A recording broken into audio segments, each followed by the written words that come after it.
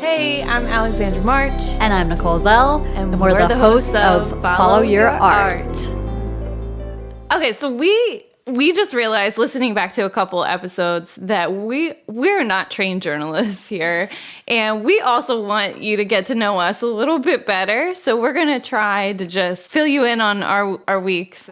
What about you? I know you've been a little crazy busy with everything going on with the house. Yes. Recently, my pop-up has passed. And as my pop-up was getting, older, and he had cancer. But as he was getting sicker, he was talking about the house, and he just was sitting on the porch, and he looks at me and he's like, "So, Clarabelle, you want to live here?" And I was like, "What?" I mean, I looked at him, I'm like, "I love it here. I mean, I have lived here my whole life in a way, of course, but I couldn't get what he was getting at." And I think it was kind of an awkward thing for him to talk about, "Hey, well, I'm going to be leaving soon, so." Right. But it was I will never forget that moment, because it felt like full circle, and I know how special that was to him. And so, I mean, I had to go home and talk to my husband and like, "Hey, by the way, my grandpa just wanted this house in the country, and it needs a lot of work, but it has a lot of sentimentality to it." So it's been a process. But anyway, yeah, we kind of did it like as an independent sale or whatever. So we didn't get the whole house inspection and stuff, which we've been a little worried if we were going to find any termites, or pop-up was like, making foil wires, or I don't know. And we found this old Polaroid camera. I was just going to ask you about this weekend, which is very strange because with our podcast with Shanina, she brought a Polaroid camera and took a picture, and we were like, "This is so cool. We should do this with every guest. We should take a Polaroid picture." So we've been talking about getting a camera, and it was really strange this weekend because a brand new 1957 Polaroid camera was just laying in a leather satchel on the floor. I've never seen it before, and I feel like my grandpa's being creepy and trying to communicate over there. I know he is. Yes. Yes, he did. Because it's bizarre how you never saw it. You lived in that house. You had no knowing of a Polaroid camera being there. And then suddenly you were like, "Oh, I really want a Polaroid camera." And it just appears. Here you go. It's just a little old, but... Yeah. So thanks, Pop-Up. Now we get to take photos every episode with a little Polaroid camera. Thank you. Thanks for asking. And then, so we're going to be talking about fashion and recycling. I just want to know, what's your fashion inspiration, Nicole? Oh gosh, it like varies, and it varies on day-to-day basis. What I'm doing, where I'm going, what kind of show I'm playing. I recently though I've really been getting into. Actually, speaking of a grandparent who's passed, my mom passed away this past fall, and we were somehow the same size, and I have like all of her old clothes now. A majority of them. And so, that's so cool. Basically, anything you see me wear is probably going to be my mom's. Like, were you two the same size? We somehow, yeah. It was like during certain parts of her life, I guess she was the same size as me. Yeah, so I have like some old beautiful vintage blazer jackets, and now I'm into the plaid blazer jackets, and just like winter coats, and just the most random things, like a bunch of t-shirts, and lots of sentimentality, because we both always had an affinity for Hawaii, because my family has some roots there. So she had like a bunch of Hawaii t-shirts that I wear, and I just like it because I feel like like she's always right there with me when I wear her clothes. So I guess that's my style now, is my mom. That's so perfect for our guest and what she does. Yeah, it is. Yeah, that's a perfect segue into that. Today, we have an interview for you guys to listen to from Nicole Rae Styer. She is a fashion designer, seamstress, and small business owner of Nicole Rae Styer Boutique, also known as NRS Boutique, based out of South Philadelphia. But before we get into that, Alex and I had some statistics, some facts, some stories that we wanted to share about the importance of repurposing materials and recycling materials, since obviously this is an episode about fashion. So I wanted to share some statistics that I was reading online. And I'm not educated on this at all. So this is like interesting research for me to be able to do. So More than 15 million tons of used textile waste is generated each year just in the United States. 15 million tons. Alex's face is how I felt when I first That's read like that. a lot of whales. Yeah. No, I don't know. I think of every whale weighs like a ton or something. Yeah. I don't know. Yeah, something like anyway. that. But no, that makes sense. No, but that's a good way to visualize it. Yeah. Yeah. And then, so only about 1% of recycled fiber collected by charities and take-back programs is recycled then into new textile fiber. It's just 1%. The average person buys 60% more items of clothing every year and keeps them for about half as long as 15 years, generating a huge amount of waste. And I'm so guilty of that. I will buy something and wear it for a year and then I'm done. But I will always thrift it or give it to Goodwill or, give it to someone like a hand-me-down or whatever. But still. Well, it's like a form of expression, and you don't, sometimes your fashion changes, so I think that's something we always feel, and trends change all the time, so you feel like, oh man, these high waters ain't cool anymore. Right. I need some new skinny jeans. Or the opposite way. No, you're right. How it's going. But it's just about being then conscientious of then what you do with it later.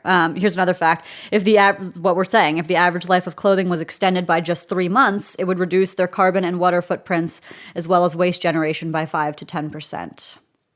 The recycling of 2 million tons of clothing per year equates to taking 1 million cars from U.S. streets. What? Yes. It's a huge thing. It's fashion. It does produce a large amount of waste if we're not conscious of it. We gotta look good. Might as well die trying. Yeah, so it's just really interesting. Like, it made me, in preparation for this interview with Nicole, it made me look up all these facts, and I just didn't realize how much waste there is. So obviously, give it away, give it to someone in need, give it to a charity, Goodwill, thrift it, sell it, turn it into rags for cleaning. There's always ways you can use and repurpose. Yeah, I used to babysit for this family, and they tried to, reuse everything as much as they could. And I remember they had cut up all their old t-shirt sleeves, and they make perfect little squares. And she was super organized and color-coded, like, all the rags, so they look super cool. I'm like, where did you get these rags? Like, all these colors and patterns? And she's like, oh, they're our old t-shirts. And they're super absorbent, everybody. Yes, they are. And I grew up that way. My dad owned a cleaning business for years and years. And so anytime any clothes were done, we cut them into rags, just like that. So, yeah, it's important. I feel bad. Sorry, Bounty, if we're, going against your sales, but just concerned about this waste we're creating. Yeah, seriously. I just found this article on Wired because I was, as we were delving into doom and gloom statistics, and then your soul's broken, and then you're asking yourself, what can I do? How do I go on? How do I still look good? And continue on without destroying the planet. And I found this article on Wired, and it's called The Future of Fashion in one word, plastics. And apparently by chipping and breaking down water bottles, you can make a plastic yarn, and companies like Adidas and H&M are trying to make a deal that they're making, yoga pants and puffy jackets and sneakers out of this plastic yarn.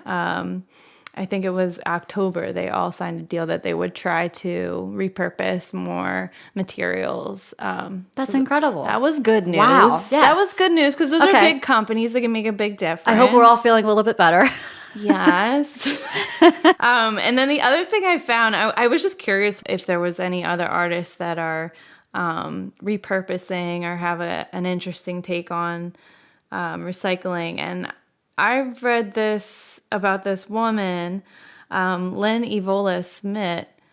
When gun violence ravaged Los Angeles in the early 90s, Lynn decided to help stop the problem by convincing residents to give up their guns, which would then be melted down to create statues of angels.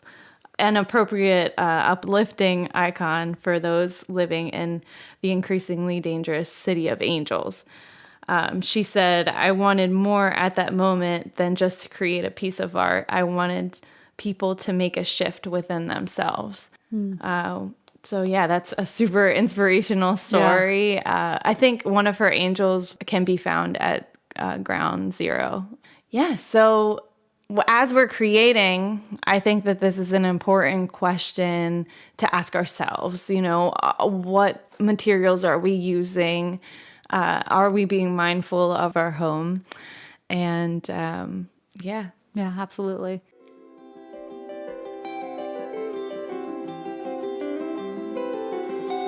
We are here with Nicole Rae Styer, a fashion designer, seamstress, and small business owner of Nicole Rae Styer Boutique based out of South Philadelphia. How are you doing today? Good. Thanks for having me. Sure. It took like universes like cosmic things to bring this together today. That's all right. But we're finally here. Yeah, we're so definitely. lucky to have you. Yeah, thanks so much. You're our first fashion designer, fashion person that we're interviewing on this podcast. Awesome. So we have a lot of questions. Yeah, let's And go. no pressure. Okay, let's go. So I want to give a little bit of background about how we all met, because this is a fun memory. Yeah. Alex, do you want to take this away? I remember a fashion show. Yes. Yes. At Bach Bar. Oh, yeah. In South Philly. And that was such a fun, crazy day. We got our hair and our makeup done at that salon, and then we all like rushed over to Bach, and I think that was went like on the 3 catwalk. years ago, maybe. It was a little 3 bit or ago. Yeah, Yeah. that's right. But that's how we met you. Yeah. And then from there we like discovered your work. Yeah. And I love your boutique and your designs. I'm wearing one of Nicole's shirts right now. Awesome. It has a wolf on it. Yeah, it looks so good. So that's how we all met. A cool little story. You also let me play in front of your shop. Yes, I which was remember. awesome. Yeah. right, yes. Yeah, that was cool. So we want a little bit of background of how you first got started in the fashion industry. Yeah, I went to UArts here, and I went for like fibers, more like crafts. And then I had my studio in Fishtown in my home, very little tiny studio. And I had a lot of wholesale accounts like all over. And I was just like filling orders. I was doing a lot of like one of a kind embellish, like vintage pieces reworked at that time. And kind of outgrew the studio, and it just was like good timing for everything. And I found a space on East Passyunk Ave, and that was like 8-9 years ago. So yeah, I forgot that it was that long. It was so That's long amazing. ago. Yeah, so it kind of just grew into more of a boutique. Has it always been fashion, or how did you get started? Like, was this something you did when you were little? Yeah, I was always making stuff, creating. So I was first a painting major in Montserrat, and then I came to UArts for like fibers. So I was always doing like mixed media, but I always loved vintage textiles and, repurposing pieces. So that kind of grew into what I'm doing now. I didn't know that you started as a visual artist painting. Yeah, Wow. painting, Do you sculpture. still dabble? Not as much as I would want to, but yeah, here and there. Tell us a little bit about NRS Boutique, the mission, and what you do there. Yeah, I love taking just pieces and kind of reworking them, like vintage pieces. This one I'm wearing today is just like, this is an old school one. I would just take like hoodies and maybe like re-dye them and just embellish them with cool vintage like doilies, different like quilting. I just love reworking pieces, kind of adding a new life. Where does this come from? Like, is there, where's the draw from to vintage come from? I think I always, like, before high school, like, I always just was more drawn to, like, older, unique textiles than, newer pieces. Yeah. And probably, like, the history with how they were made and who made them. I love that kind of. You like the history behind it, figuring out. Yeah, That's cool. totally. Yeah, and how stuff was made back then. Like, I love taking pieces apart and just seeing how, they made it versus, like, now. Right. What are some of your favorite materials to work with? Now I'm really into, like, vintage quilting and kind of like reworking that. I'm working on this like long kind of duster coat out of like quilting materials that I just like gathered over the years. So yeah, just using those patches and stuff. It all has a story, and just making a new story is pretty cool. What's one of your most favorite or like unique creations? So probably right before I had the store, I was doing a lot of shows and events, and I think I had a show in New York for some fashion week or like a smaller show, but it was all embellished like to the nines, like gowns, really fun party. Yeah, I think I might still have a few of those, but yeah, that was a really fun time working on those. I would just take little trinkets and kind of just, work and build on the vintage garments. Yeah, that was cool. What are some of your favorite eras to work with? I do love the 20s. Who doesn't? Right? Yeah, right. But you know what's a crazy thought is now that's 100 years ago. I know. Now that we're in 2020, Yeah. how rare is it Totally. to find material from that time? Yeah, is really brittle, and the beadwork is, you rarely find a piece that's like intact and that you could really like wear.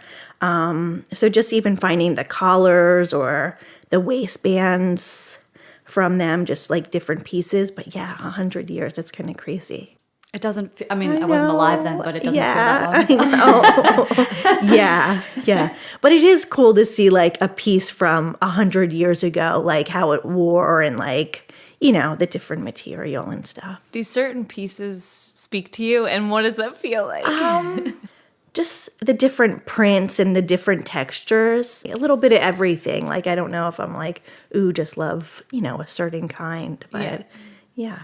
So where do you usually find these pieces? How does that work? I know nothing about this business. The first, take us through the process. Right. Yeah. So I'm totally addicted to auctions and thrifting and flea markets. I cut myself off a little because it was getting a little too crazy. I know when you said the word addiction. Oh my God. Yeah. But that's where I found a lot of old quilts and stuff that I'm using now that I just like held on, and I'm like, I need to do something with them. But yeah, the hunt is also a part of it, which I love. Like, you don't know what you're going to find, how you're going to find it. Yeah. So that's something I really love to do. How do you have time? You're operating a business like every week, 5 days a week, right? Yeah. How do you have time to do this? I know it is tricky because it is only myself at the shop, but I don't know. I feel like I need to do that. That's just another way of thinking. And speaking of owning a small business, what would you say are some of the most challenging aspects and then the most rewarding aspects? Well, going back to what we were just saying, challenging, like it's only me. So it's pretty tricky. Like if the store's closed, it's closed. Like I can't. There's no incoming. Yeah. Although I do a lot of online orders. So it's like even if I'm not there and the door is locked, I'm still selling and doing stuff online, even if I'm like going to the auction on my way, still posting stuff, still getting orders out, still taking orders. So it's, never really a day like off, which is kind of crazy, but also that goes back to the rewarding. Like, it's just pretty cool. Like, I'm doing it all myself. So what area do you feel you've grown the most with that balance so far?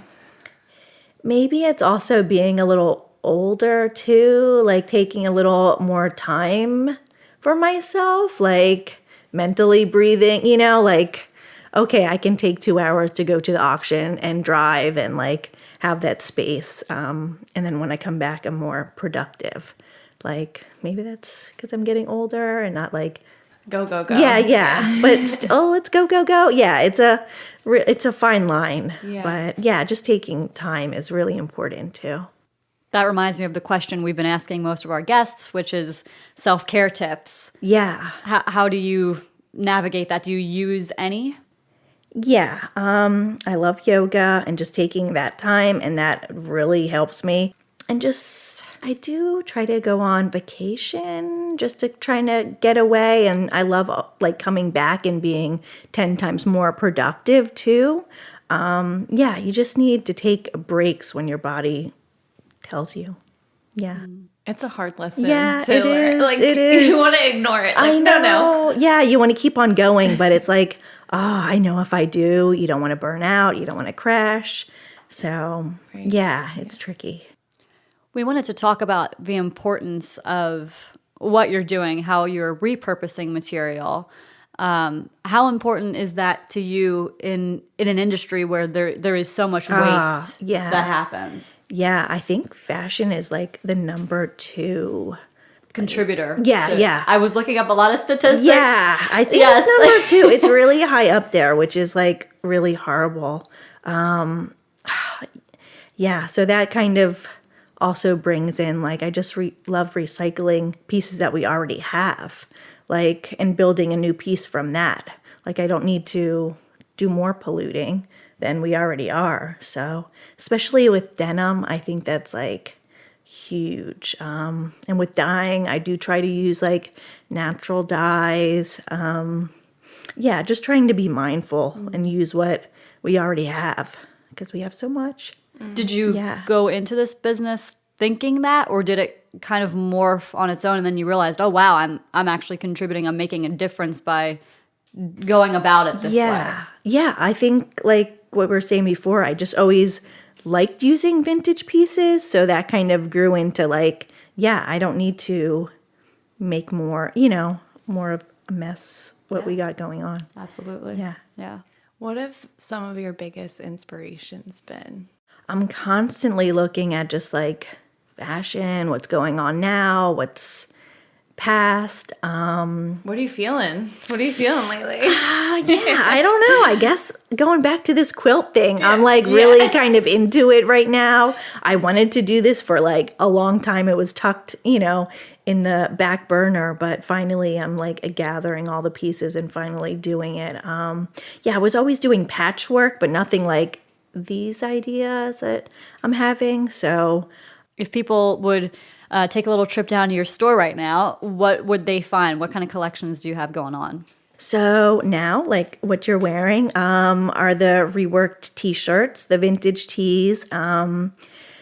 Of course, like the sports stuff kind of took over in the last couple of years, Nicole which is kills the awesome. sports stuff. Yeah. Which Philly pride, it's a big thing here. Totally. And you've gotten so much publicity and feedback because of, I mean, you've gotten to do some really cool stuff because of that. And I would have never thought 10 years back, like, oh yeah, I'm going to be doing a lot of sports stuff. But yeah, it's kind of cool how it worked out, just taking a ordinary, extra large, plain Eagles tee and making it a cute fitted, like, woman's dress, one of a kind. Everybody wants to be different and have a unique piece. So, yeah, that kind of took over on that end. Go Birds. Yeah, yes. Yep, definitely. I can say that no other team in America has cooler outfits now. No, Yeah. I'm serious. I really believe that. No one, Yeah. they're one of a kind. Yeah, like you totally. said. Yep. I have my Eagles one at home, and it's one of the ones that's like, it was an old sweater. Oh, and yeah, it was yeah, cut yeah. off, and then you did like the V-neck with the lace up. lace up. Yep. I love That's that. always a good, flattering look. Yeah. Well, I feel we all have old jerseys of players that don't play anymore, too. Right. Yeah. Or they're always so large and unflattering and not cute. So, yeah, just hooking them up and making them a different piece. Now everyone's going to send their used jerseys Yeah, to Nicole. that's all right. That's all right. Come my way. Yeah, definitely. So you got those going on too. Anything else in the works that you've been experimenting with? You know what? A lot of denim too. I'm always like a huge sucker for everything denim. So kind of going back to the quilting thing, but like just patching together vintage denim and making new jackets, new skirts, really like ruffly kind of almost like couture-ish pieces, but in like denim. I love that contrast. So yeah. Any words of wisdom that you want to share? Know what? I was thinking when I was coming here today, like, yeah, what did make me like open up a store? Like, I remember my brother, he was saying, check out this space. What's the worst gonna happen? Okay. You close. You do something else. But Worst case you make it scenario for work. you. Yeah. And it's awesome when it does. Yeah. You just gotta do Take a it. risk, go And for it, yeah, yeah. put 100%, 200% in, and because it's like for you. So that's what's pretty cool too. Yeah. Just go for it. Yeah. It's great. I mean, and you've made it work you're an inspiration for small business Yeah, owners, awesome. fashion designers, all of it. So On Yeah. the way for the future, recycling. Yes, Oh, always totally. good. Yeah. Yep. Totally. absolutely. Yeah. Thank you for all that, your boutique gives to the community, not only in repurposing and recycling, but also just being there on Passyunk Avenue. Awesome. Thanks so much. And I can't believe I'm going to say this, but it adds a great fabric to the community. Yay! Love it. I love that thread. We got to stop before this gets bad. It was good. No, but Nicole, seriously, thank you for sharing your story. And, Awesome. Thanks so much. Everyone go Yes, check her thank you. out. Yeah. Thank you for being please on do. the show. Yeah. Thank you. But we just like to take a little breath before each time. May I love myself. May I love others. May I have joy for myself? May I have joy for others. May I inspire myself. May I inspire others? May I live to love. May I love to live. May I live to create? May I create to live. You can be part of the Follow Your Art fam by subscribing to the podcast and following us on social media. Our Facebook page is facebook.com/followyourartpodcast, and our Instagram is instagram.com/followyourart_podcast. We'd like this podcast to be a community experience. If you have any questions or topics you'd like to explore, or if you'd like to submit your art to be featured on all our social media platforms, feel free to email us at followyourartpodcast@gmail.com. A quick thank you to Benyo Barshai for providing the intro and the outro music, our studio helpers. You've been listening to Follow Your Art.